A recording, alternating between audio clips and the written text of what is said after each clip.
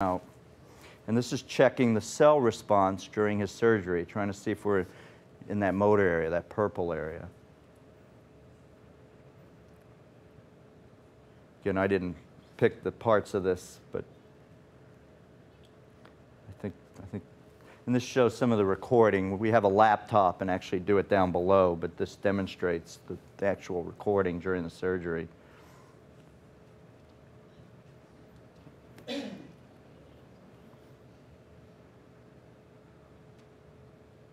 As you can see, his foot is much straighter. It's not turning under. He can actually put some weight on it.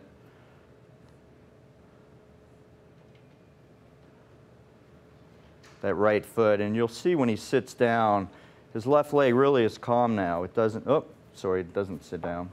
But when he sit down, his left leg wouldn't extend anymore.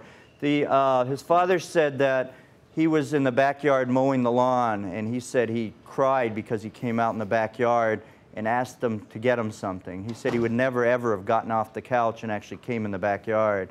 And he started going out of the house again. He was basically almost housebound, and he's spending the night with friends.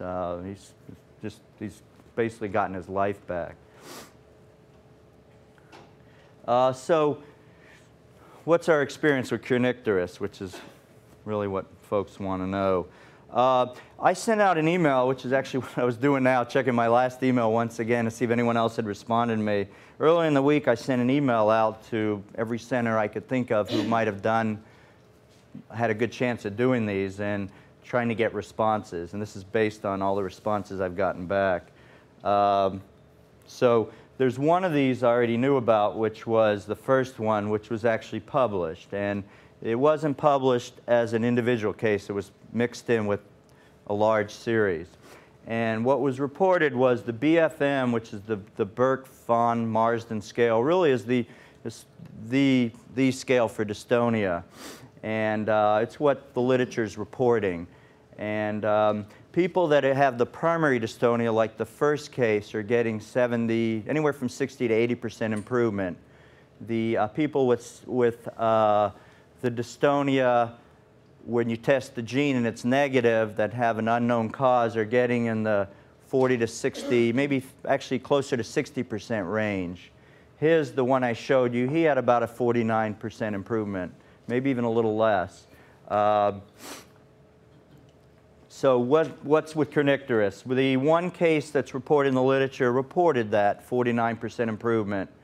In secondary dystonias, I should mention, like anoxia, where you actually have anoxic brain damage, the improvement has been much less. Those people, not patients, but people have improved on average only maybe 20 to 30%, but if you ask families and how they're doing, they're happy. That improvement is tremendous for them, but the numbers aren't as improved, the quantity is not as high. But that's anoxia, and there's more diffuse damage. With kernicterus, it really is localized to the basal ganglia, so there may be more hope to see higher percentage of improvements. But we really don't know enough yet. The Jerry Vitek, who I spoke to, who was at Emory when I was there, said he couldn't give me any more details at this point, but all he could tell me was that they did one and had a good response. I couldn't get anything more detailed about that. Mark, was that generalized dystonia, or was that kernicterus? Yeah, that's all. This is all kernicterus. This is the only thing I can get out of the literature. This is the only thing, this is all there is that I can come up with. Again, there may be some out there that we don't know about, and that's one of the problems we have. We just don't, we need to know. We need to, when we're going forward, we've got to document this. We've got to be sure, and we've got to know where these stimulators are being placed. So just because someone has the surgery, you know, I showed you that big purple area. It's a P, it's small, but if you're just a fraction over, you may get, so here's the other case, and I'll explain what so here's the other case that I heard back was from someone, Pierre Pollock, who wrote back to say that they did one case who had 15% improvement in the BFM. And this is someone with severe dystonia, and his report was the family was quite happy. Even though the improvement wasn't dramatic. Now the problem we have is is it that that child or that 27-year-old, not a child, did he have more extensive? And I asked that question in the email, and I couldn't quite tell from the answer, but could he have had more extensive, and that's why he didn't improve much? Could it have been just slightly off? Could it have been a millimeter or two off? And that's why he didn't improve as the first one. These are subjective ratings. Could the 49% be exaggerated? Could it be whoever rated that person was overly enthused and saw more improvement than there really was? It's hard to believe at 49% that it could be that high, but there were studies with transplants where they did transplants and people were improving, for Parkinson's disease, improved 30%. Well, then they did a controlled study and the controls improved 30%. So that's one of the issues, is these are non-blinded studies. People know the results, and sometimes your enthusiasm may come in. What were the ages of the first two patients? The first one I didn't see an age on, so I don't know. And Jerry Vitek, unfortunately this is through email, and I didn't hear back again from him. Like I said, I was just checking my email. And the last one was a report that unfortunately was mentioned at a conference. I've tried to reach him a couple times. I'm still trying. Haven't heard back yet. To see how this other person did, and there may be multitudes of out there, but again, one of the problems is there's going to be variability no matter what, and again, there's issues. There's placement issues. There's documentation issues. We talked to Jerry Vitek at the NIH conference a couple of weeks ago. I think it was done a long time ago. It was a thalidotomy, and he lost track of the patient. Right. But there should be some way to track that information. You know, where's the patient, where the person, who's following him now. Presumably he's still being followed in Atlanta, and we could track that down. But these are the kind of things that would be nice to do, and we really need a registry of this. And the other thing the surgeons don't usually tell you to know is, do they really have kernicterus? Well, that's the issue, right? Without seeing the MRIs, and if it's more extensive, so someone with anoxia, for example, that has more extensive damage, you can expect not to have as good results. There's also a study that I read that as part of it wasn't a study, as part of a report, there was a child who underwent bilateral brain stimulators in the GPI for anoxia and had no improvement. They then tried another target, which has not been tried before as far as I can tell, which was not the usual place in the thalamus, but another place in the thalamus, and they reported 50% improvement.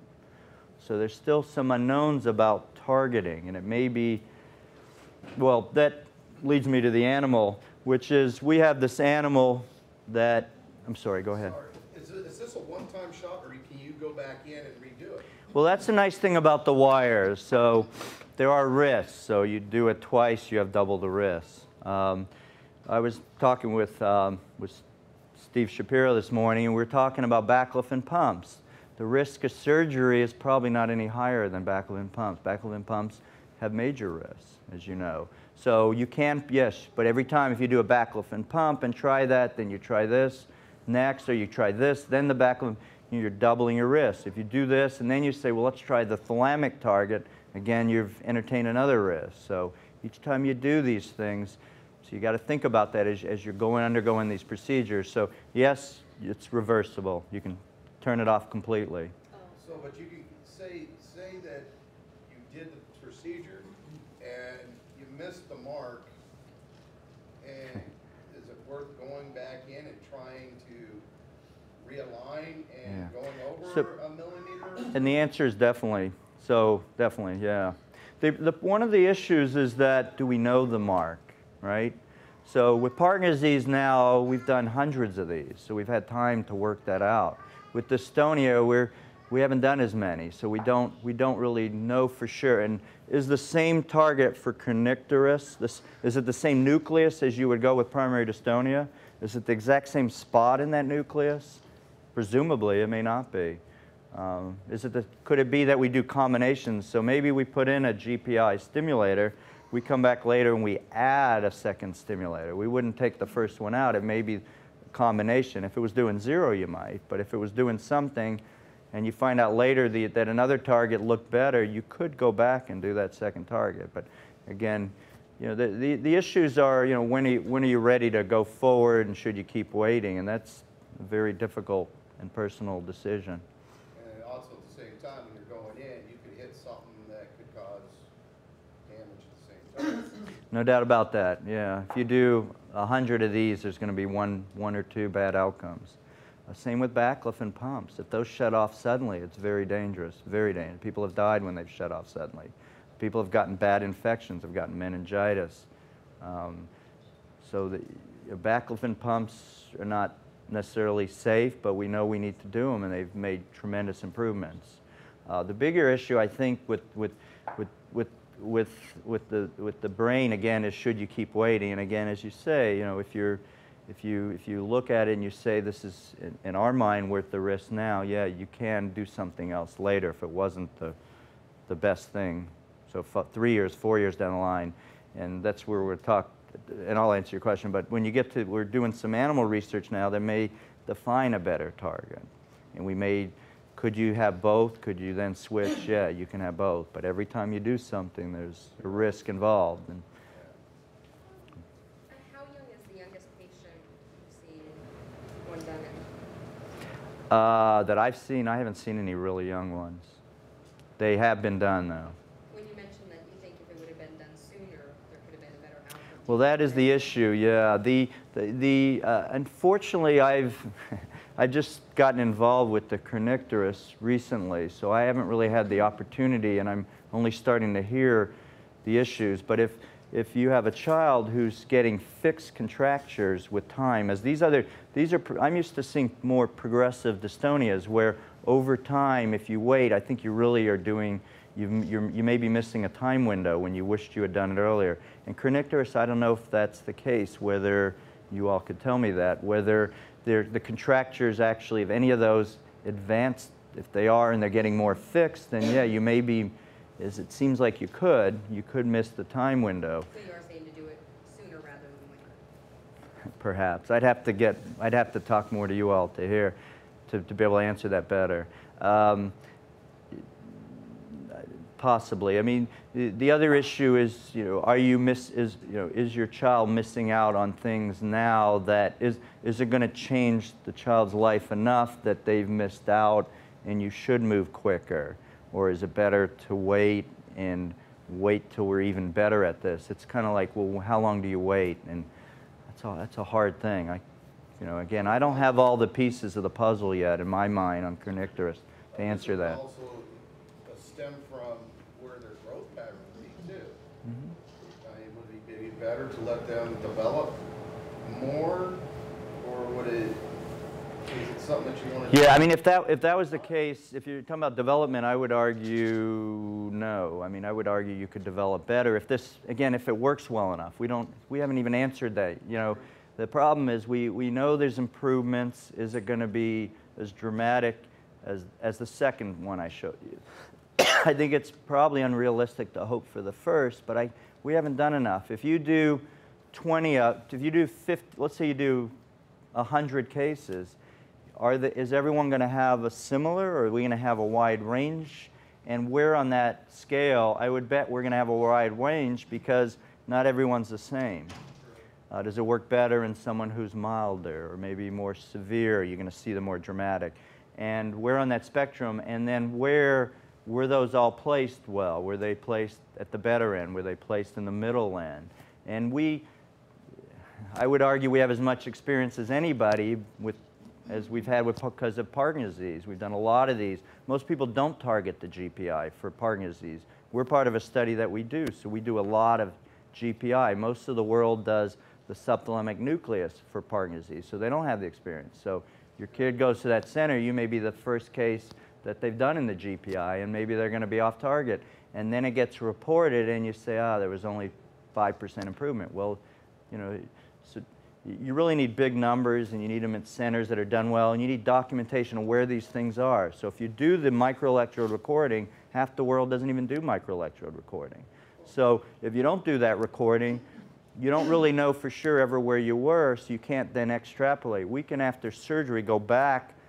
Not only have we recorded during the surgery and mapped it, but we can then go back with an MRI scan or a CAT scan and fuse it with the MRI, and we can rebuild and actually see the lead and rebuild where we really were and say, yep, that's consistent with where we thought we were. And then we can use that and say, okay, we placed that one there. That kid didn't do quite as well as the one that we were 1 millimeter over. Maybe we need to move that way more. Well, it's also obvious from all our kids that have kernicterus that each one of them has been affected differently. Mm-hmm. That's no doubt about it. And will everyone have the same outcome? And again, especially if any of these were not pure kernicterus, which some aren't. If you're not pure kernicterus, so it's really critical that we're targeting, and I should have made this even clearer, and I didn't say it before, but we're targeting dystonia.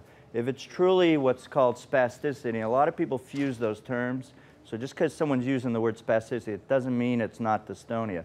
If it's purely dystonia, that is what you're trying to reverse. If it's truly spasticity, that's not going to be affected by this. So it seems like to me you're flipping a coin between the spasticity and dystonia. Because from what I'm gathering from our neurologists, it's almost like the same. It's borderline. well, we actually will, as part of the talk at the end of the day, that's one of the things you're going to mention, right? One of the arm. We're trying to find better ways of separating what is spasticity. And it shouldn't really be a flip of a coin, so to speak, but there are kids that are. There are kids that have both. But I mean, if you can be sure, and you can't be, you may have to do special testing that we talked about yesterday to really figure out which it is. Back home, we've got our neurologist just floored by the way Nick goes. The way things that he has seen and he's researched, and then we come in, he sits in his chair and he's just floored. Because Nick is not doing what his MRI shows. He should be a lot worse from what we're understanding the way this MRI is. Well, that's the other thing we're doing together is we're trying to put all the MRIs together. And Steve has, I don't know, 25 or 45, sorry. I was hoping not to exaggerate, but 45 MRIs, and we're trying to see if there's anything we can correlate with the degree of dystonia. But you're right, it may be that the MRI doesn't tell us that. Could I just finish this? Just there's only two more, and then I don't know whether I have time or not. I don't want to run into someone, and I'll be glad to answer every question. So we have this model, and I was going to show you the video. Have you all ever seen the video of the animals that we have? So this is the animal. These are the recordings of EMGs showing the muscles, showing the dystonia. And we're starting to look at the brain in these animals, and we're trying to do something similar. That's why it made me think to go ahead. And this is a rat who doesn't have dystonia. And again, I apologize for using the word normal. So there's an animal who doesn't have dystonia, who doesn't have the kernicterus. And if you look at these brain cells in the subthalamic nucleus, it's full. It looks the way you'd expect it to be, normal. If you take the animal and you look at the subthalamic nucleus, it's gone. It's wasted away. You can't find these cells. And that was one of the targets that I thought we might explore in this animal, the subthalamic nucleus, because I really thought that would be the target. But it's still conceivable, and we're going to explore that. But we're beginning to do those things in the animal now, trying to correlate even better than an MRI, trying to look at the brains and trying to correlate the degree of dystonia in these animals with the degree of changes in the pathology in the brain. And then we're actually going to make some holes in these animals. We're going to target that area. We're going to target the GPI. We're going to target the thalamus and try to compare these areas, make multiple lesions, and see if there is a better... I'm puzzled. What are you puzzled about? There's a hole already there. The subthalamic nucleus, I agree. It may be nothing to target, and I bet that's the case. The one problem there, though, is that if you go more away from the area that I showed, more medial, it looks normal. So the question would be, could those areas that look more normal have taken over and be causing problems? It doesn't seem likely, but we don't want to miss that possibility. But I think the chances of the subthalamic nucleus being the answer is extremely slim now, but I still don't think we want to ignore that. But I think the thalamus will be one of the, palatal receiving thalamus will be one of the targets we want to explore. Do you want me to not show the video, or go ahead? I don't know. I don't want to keep running over here. Am I running over? How long is it? Actually, it's just quick. Okay. So this is just to show you all the animal, which is a kernicterus animal. It has, it's missing an enzyme that causes it to be jaundiced and causes This is a model that Dr. Shapiro, Steve Shapiro, has been working with for 20 plus years. I'm not exaggerating, right, Steve? You want to correct me on that one? How many? 80. 80 years, yeah. He still looks good, though, despite that. So I'm going to jump quickly to the most severe. We have grades of mild to severe. Make it bigger. This is a dystonic animal. So this animal was jaundiced, just the way many of your children were, and recovered, but has really severe dystonia. Actually, we have some that are worse. This is not the most extreme, right? So again, we're trying to correlate the clinical with the histology, the changes in the brain, and trying to see if there's some hallmark that can really tell us what correlates best with the dystonia.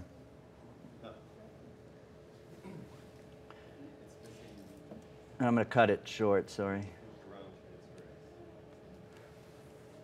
I don't know if you want me to take any questions. I know there's a time issue. We should take one or two questions if anybody has any more questions. Dawn? You said that, or from what I understood yesterday, is you guys really haven't tried the surgery with anybody that has a back in the pump already? You don't know if it'll kind of counteract that, or? Yeah, I don't see why that should do any harm. I guess the issue would be, how does a baclofen pump work? And the answer is we're not absolutely certain. People will almost everyone will tell you it's at the spinal cord level. But there's also a lot of baclofen receptors in the basal ganglia. So you may already be altering the basal ganglia, and the full benefit you get with the baclofen pump may be all you're going to get. It may not be additive. Or it may be that it really truly just works at the spinal cord, and if you alter what's going on in the brain, maybe you can get additive benefit, and we really don't know. So would one prevent you from getting the other? No. Would it be, should it be one or the other? Could it be both? We really don't know. And again, the baclofen pump, nicely, if you have spasticity, is very, very good for that. But and it's also very good for dystonia. This works just for the dystonia. So if you have a pure dystonia, or if the dystonia is a big part of the disability, that's when you really should be doing that. And that may be one of the problems too, the 15% improvement. Were they all placed perfectly, and was there poor selection? Did that one have a lot of spasticity? And no, you're not going, if you're left with a lot of spasticity, even if you improve the dystonia, if the spasticity is the bigger problem, then you're not going to see the improvement. So. I have a question for you, Mark. Because so many of our kids have this mixed CP with dystonia and athetosis. So if you have dystonia that maybe is inhibiting some of the athetosis, then if you remove the dystonia, do you then get more, could you get more athetosis? Yeah, I think athetosis is somewhat of a form of dystonia. I think that's all basal ganglia problems. And if it is, that should all get better. If it's, or should improve together. I don't mean by all get better and go away. I mean the degree of improvement they should parallel. Again, can't prove that to you. That's just what I believe. Were any of those patients verbal, and did the deep brain stimulation improve their articulation? It did, yeah. Unfortunately, no, she wasn't talking during that. It did. It's interesting because the GPI actually has made Parkinson patients hypophonic. So there's a certain percentage of patients that, by hypophonic, meaning it lowers the volume of their speech. And it's actually, when we started doing pallidotomies, that's why we switched to the DBS initially quickly, was because people were actually, there were 50% were actually, their voice went down to a whisper. And with the DBS, we only occasionally see that. And if anything, we are seeing improvements in speech. And again, this is all dystonia, or a lot of it's dystonia, the voice. So we would expect improvement. And we do see that a lot on the operating table with patients with Parkinson's disease, where we have the most experience. You turn on the stimulators and suddenly your voices, for some reason, seem to be better. And I don't know why that would be. Again, we don't know what these stimulators are doing. Some people are still arguing that we're turning things on. So we may not be turning everything off. We may be turning things on. So it may be different. The improvements parallel the lesion. So that's why in the animal, the setup my experimental setup is such it's much easier for me to make lesions than to put stimulators in. And we could do that too, to do that, to try to prove that the improvement with the stimulator is the same as the lesions, the holes, but I think it's the same. So hopefully I answered your question. We need to move on. now, and thank you very much. You're welcome.